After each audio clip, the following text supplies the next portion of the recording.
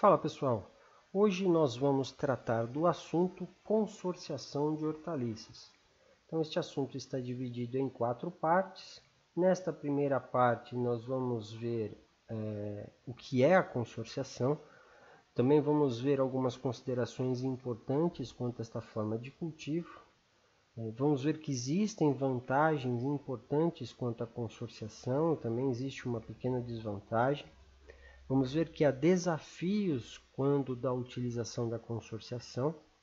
E por fim, nós vamos ver os tipos de cultivo consorciado. Então, o que é a consorciação? Então, aí nós temos algumas imagens de plantas consorciadas, de hortaliças consorciadas. Então, a consorciação ela consiste no cultivo de duas, nós vemos aqui em algumas imagens, nessa primeira imagem aqui, duas espécies diferentes de plantas. Aqui também nessa outra imagem que a gente vê alface e cebolinha, nessa outra imagem que nós vemos alface e o que parece ser pimentão, Ou mais plantas, então aqui temos alface, de dois tipos diferentes, temos aqui manjericão e aqui que parece ser salsinha ou coentro. Então, a consorciação ela consiste no cultivo de duas ou mais espécies próximas umas das outras, sendo essas colhidas por proporcionarem entre si vantagens recíprocas quando o crescimento se efetua simultaneamente na mesma área agrícola. Então, existem algumas considerações importantes quanto a essa forma de cultivo. Então, geralmente, ela é empregada pelos pequenos agricultores. Nós vamos ver uma vantagem importante, são várias as vantagens, mas para o pequeno agricultor, uma das principais vantagens, ela tem a ver com relação à questão de segurança alimentar e segurança financeira, Porque se uma das culturas ele tiver problema com praga, com doença, qualquer tipo de problema que venha a comprometer, por exemplo, a comercialização de uma cultura, na consorciação ele tem uma segunda cultura que ele pode explorar financeiramente, economicamente essa cultura, ou seja, ele pode não conseguir toda a rentabilidade que ele teria naquela área, com o monocultivo, mas ele tem pelo menos ele consegue assegurar pelo menos uma parte de recurso financeiro para fazer um possível investimento futuro. Outro ponto importante, outra consideração importante, é que de modo geral esse sistema não está associado com o uso de alta tecnologia, nem com a obtenção de alta produtividade. Isso é verdade. Então, a tecnologia, principalmente questões relacionadas à mecanização, elas são um pouco deixadas de lado quando a gente trabalha com a consorciação. Com relação à questão da alta produtividade, eu acho que a gente poderia até questionar isso aqui, porque vários trabalhos de pesquisa têm mostrado que a consorciação ela se mostra altamente produtiva, Então há culturas que se beneficiam, mutuamente e a gente consegue aí às vezes obter produtividades muitas vezes próximas às do monocultivo, às vezes até superiores, por unidade diária. Outra consideração importante é que os sistemas de cultivo com associação de culturas envolvendo hortaliças, eles têm sido pouco estudados, apesar de serem muito utilizados em todo o mundo, persistindo ainda desafios em relação à determinação das culturas a serem cultivadas e o seu respectivo manejo, e a viabilidade desses sistemas consorciados como estratégia fitotécnica na produção das hortaliças. Então, essa consideração aqui ela é interessante para nós, porque ela nos mostra aí que há um vasto campo de pesquisa a ser explorado. Dá até um indicativo aqui, por exemplo, da questão da combinação de culturas, da relação entre as culturas, do manejo dessas culturas na consorciação, e de se verificar, por exemplo, a questão da viabilidade dessas culturas consorciadas. Será que tem eficiência? Não tem? Como é que é a eficiência do uso da terra? Como é que é o índice de produtividade, por exemplo, dessa consorciação? Ele é alto, ele é baixo? Quais culturas eu posso pegar e combinar? Quais espécies podem ser combinadas? Então,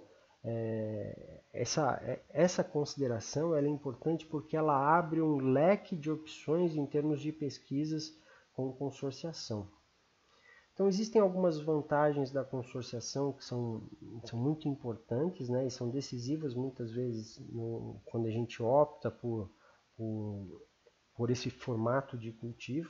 A primeira delas é que aproveita ao máximo as áreas de cultivo, insumos e mão de obra. E essa vantagem ela já tem sido comprovada por diversos experimentos realizados com consorciação. Isso tanto para grandes culturas como para hortaliças. Outro ponto importante é a questão da diversificação da renda e da dieta. Então, por exemplo, você tem o produtor ele tem mais culturas das quais ele pode se alimentar e ele também tem uma possibilidade de colocar diferentes produtos no mercado para melhorar a sua renda. Então, aumento da rentabilidade e da segurança alimentar. Acaba que essas duas vantagens aqui elas estão casadas, né? Uma complementa a outra. Uma quarta vantagem é a redução da dependência tecnológica. Então, assim, como o produtor, não existem implementos, máquinas agrícolas, né, desenvolvidas propriamente para cultivos consorciados, isso faz com que o produtor ele fique menos dependente dessas tecnologias. Outro ponto importante, e outra vantagem importante é o incremento nas alterações ecológicas, explorando sinergismos. Então, quando nós temos duas culturas no campo, essas culturas elas podem, né, uma dessas culturas pode provocar, por exemplo, sombreamento, pode exalar ou pode, pelo sistema radicular, pode liberar substâncias que alterem, né, as relações com a planta companheira, né, com aquela planta que tá ao lado dela. Então, essa liberação de substâncias ou esse comportamento, né, diferenciado das culturas pode favorecer aí o sinergismo, o que tem sido, né, comprovado em algumas pesquisas científicas com consorciação. Outro ponto importante é que reduz, né, outra vantagem importante, que reduz perdas de solo por erosão. Isso acontece porque a utilização de duas culturas ela faz com que haja uma maior cobertura do solo, né? Então, pela parte aérea das plantas. Essa maior cobertura do solo, quando chove, faz com que o solo ele fique mais protegido. Então, minimiza o impacto das gotas de chuva no solo, que muitas vezes elas acabam carreando as partículas do solo, provocando erosão. Outro ponto importante é que a gente acaba, nos cultivos consorciados, acaba tendo mais sistemas radiculares por unidade de área, o que faz com que as partículas de solo fiquem mais retidas nas suas posições. Diminui também a incidência de doenças, pragas e plantas daninhas. As plantas daninhas é por conta da cobertura do solo. Chega menos luz na superfície do solo, então o desenvolvimento dessas plantas acaba sendo menor, né? Com relação à questão de doenças e pragas, é porque algumas plantas companheiras, né, algumas plantas que são utilizadas em consorciação, elas são capazes, por exemplo, de atrair inimigos naturais. Esses inimigos naturais eles combatem pragas que podem ser daquela cultura que tá sendo consorciada junto, né? Isso também acontece para as doenças. Por fim, a última vantagem é que reduz a incidência da luz solar sobre o solo, devido à maior cobertura vegetal, o que pode possibilitar a manutenção da umidade do solo por mais tempo. Então, essa é uma vantagem importante. Então, vejam que a questão da incidência da luz, essa redução, né, da incidência na superfície do solo, ela não contribui só para uma redução das plantas daninhas, mas pode contribuir também para a manutenção da umidade do solo. Como desvantagem, a principal delas é que impede o emprego de técnicas agrícolas mais eficientes e capazes de conduzir a altos rendimentos, sobretudo no que concerne a mecanização. Essa aqui é uma desvantagem que hoje nós podemos considerar importante, às vezes ela pode ser até decisiva para uma determinada região de produção. Isso porque hoje é muito difícil a gente encontrar mão de obra, né, para trabalhar no campo. Então, às vezes a gente acaba tendo que abrir mão da consorciação, né, dessas demais vantagens da consorciação, pelo simples fato de a gente não ter mão de obra disponível para poder adotar essa técnica de cultivo. A gente tem que, às vezes, adotar aí, monocultivos, porque nós não temos mão de obra suficiente e precisamos de maquinário para poder pegar e desenvolver a agricultura, poder produzir alguns tipos de hortaliças. Existem alguns desafios que são importantes da consorciação. Né? Primeiro que a gente destaca aqui é a escolha das culturas a serem plantadas. Então, em geral, são espécies de famílias distintas. Isso não impede, né, que nós venhamos a trabalhar com espécies de mesma família, mas aí muitas das vantagens que nós vemos da consorciação elas acabam sendo perdidas, principalmente no que tange a questão de pragas, a questão da exploração, maior eficiência de utilização dos nutrientes, já que plantas de mesma família elas tendem a ter uma composição nutricional semelhante, tendem a ter o ataque de pragas também, né? O grupo de pragas que atacam também tende a ser semelhante. Mas isso aqui é um campo de pesquisa muito grande, né? Essa combinação das culturas, essa escolha das culturas. Também o arranjamento dessas culturas no campo, né? Então, como essas plantas vão estar organizadas no campo, é um desafio, né? que deve ser encarado, deve ser enfrentado. Então, existem várias pesquisas, né? Determinando aí o arranjo das culturas em sistemas consorciados. Também a densidade de plantio.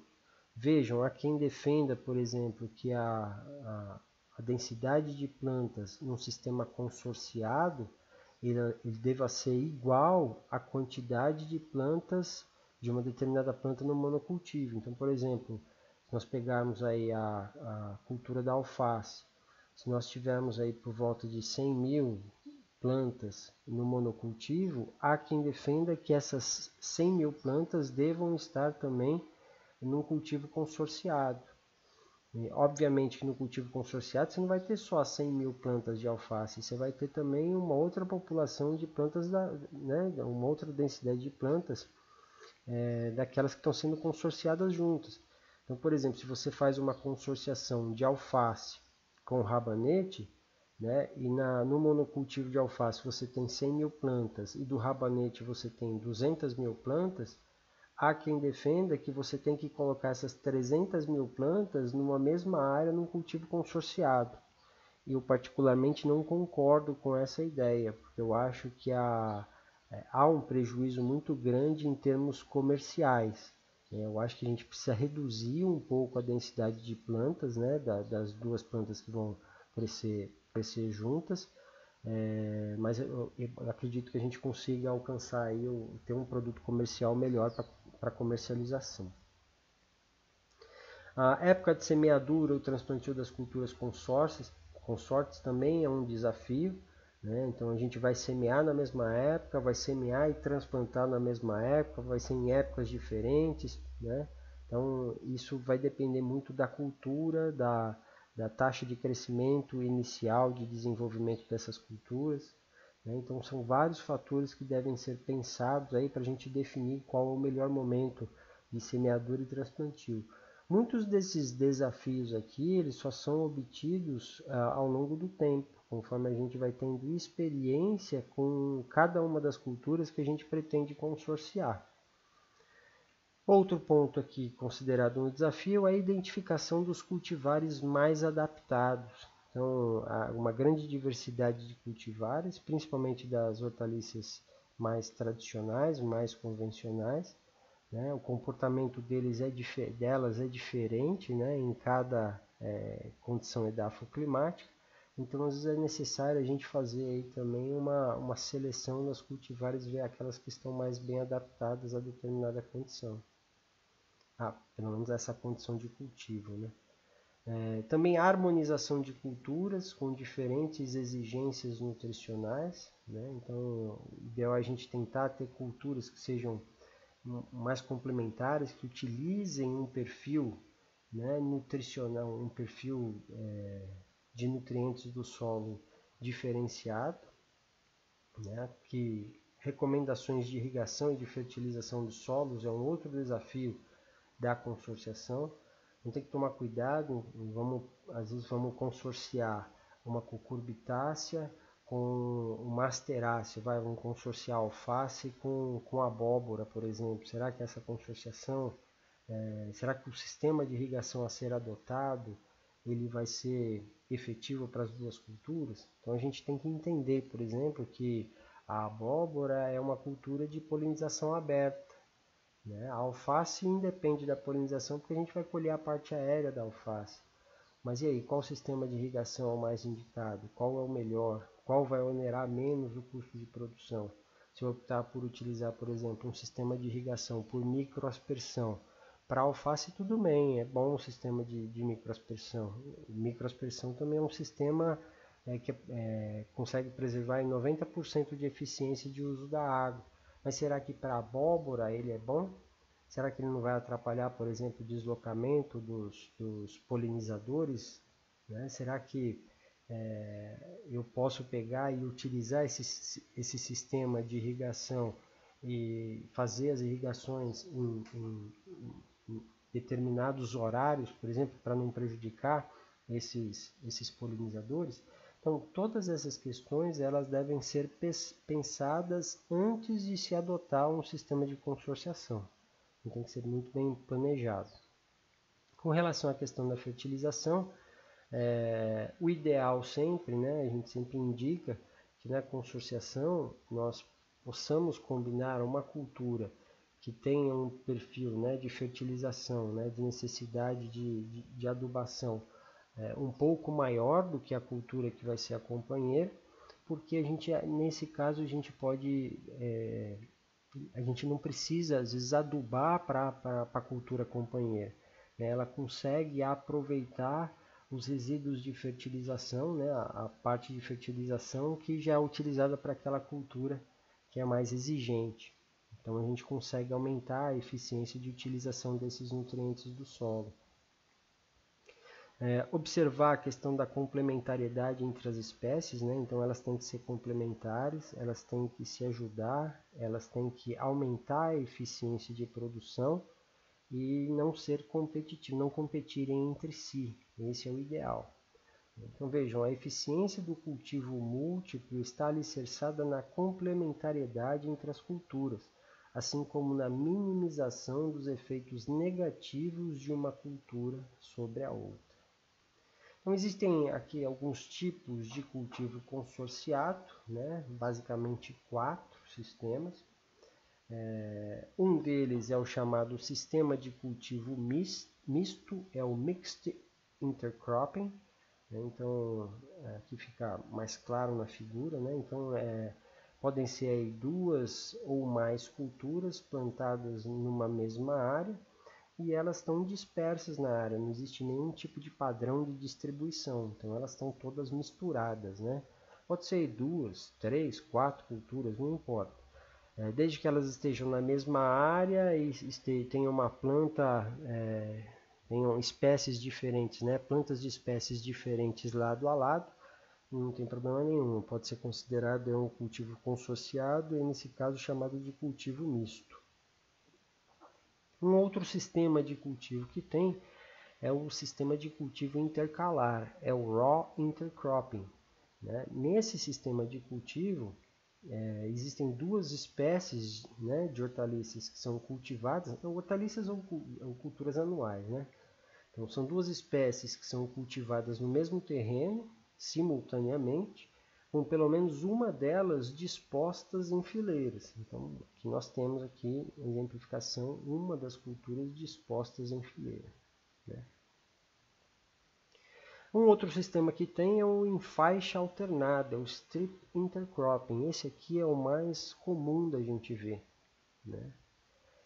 Então, esse sistema ele pode ter arranjos diferenciados, né? Então, ele trata do plantio de 2 espécies no mesmo terreno, simultaneamente, dispostas em fileiras e em faixas de largura suficiente para permitir o manejo independente, mas não o suficiente para impedir que as culturas interajam entre si. A gente vê aqui que uma faixa com uma espécie, né, uma faixa de plantio com uma espécie, interagindo com uma faixa, com uma linha de cultivo da outra espécie. Então elas podem ser aqui em linha, né? Então você tem o cultivo em linha, você tem uma espécie, na outra linha de cultivo você tem a outra espécie, então isso aqui permite uma interação maior entre as culturas. Nesse sistema aqui, a interação ela é mais na fronteira, né, da área de cultivo, né, e aqui é dupla fronteira. Esses dois sistemas aqui eles são mais utilizados quando a gente tem uma cultura que é mais suscetível, por exemplo, a algum tipo de incidência de praga, por exemplo, pulgão, né? E aí você tenta utilizar na fronteira, aqui nas bordas do cultivo, plantas que sejam que funcionem como uma barreira para a entrada desse tipo de inseto, por exemplo. Por fim, o último sistema que nós vamos abordar nessa parte aqui é o chamado de cultivo de substituição. Então, nós temos lá o plantio de duas espécies no mesmo terreno simultaneamente durante parte do ciclo de uma delas. Então, primeiramente, nós colocamos uma cultura no campo, na área de produção. Tá? Então, a segunda cultura, né, a gente vê aqui nessa segunda imagem aqui, o plantio dela é efetuado após a primeira cultura ter atingido aí seu estágio reprodutivo. Então, a primeira cultura alcançou o estágio reprodutivo ou ela está próxima de ser colhida, eu vou lá e coloco a segunda cultura no campo. Eu coloco a segunda cultura antes da colheita da primeira. Então, neste sistema, a primeira não sofre, né? A primeira cultura implantada ela não vai sofrer nenhum tipo de concorrência em relação à segunda cultura durante o crescimento vegetativo dela. Né? Então, o que eu estou fazendo aqui é substituindo, né? Estou tentando otimizar aí a minha utilização de área. Isso também é considerado como consorciação. Tá? Então, nós chegamos aqui ao final dessa primeira parte, desse importante assunto, desse tópico especial aí em hortaliças, que trata da consorciação de plantas. Se você tiver tempo, já clica aí na segunda parte, vamos ver, já aprofundar um pouquinho mais nesse assunto.